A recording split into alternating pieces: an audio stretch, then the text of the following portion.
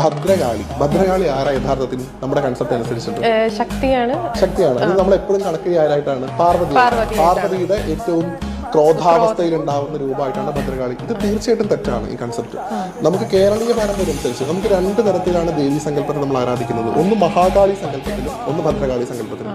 ഇപ്പോൾ ശില്പം പറഞ്ഞത്, അല്ലെങ്കിൽ നമ്മുടെയൊക്കെ ധാരണയിലുള്ള ഈ സങ്കല്പം, അതായത് ദേവിയുടെ ഏറ്റവും ക്രോധഭാവത്തിനെ മഹാകാളി സങ്കല്പം നമ്മൾ വിളിക്കുക.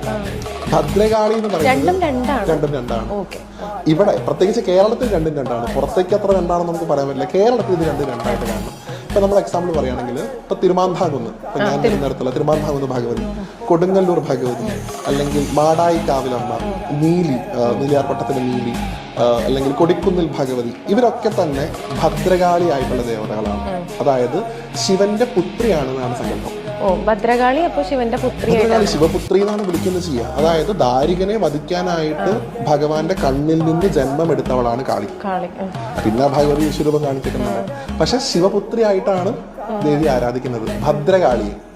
അതേസമയം മഹാകാളി എന്ന് പറയുന്നത്, ഇപ്പൊ നേരത്തെ പറഞ്ഞ പോലെ ഗണപതിയുടെ തല അർത്ഥപ്പോ ക്രോധഭാവത്തോടു കൂടി എന്റെ കുട്ടിക്ക് ജീവിപ്പിക്കണം, ഞാൻ അവന് വേണ്ടതൊക്കെ കൊടുക്കുന്നു പറഞ്ഞ് പ്രപഞ്ചം മൊത്തം നശിപ്പിക്കാൻ പോയ അമ്മയെ കാണാം. അത് മഹാകാളി സങ്കല്പമാണ്. അതാണ് കൂടുതൽ നമ്മൾ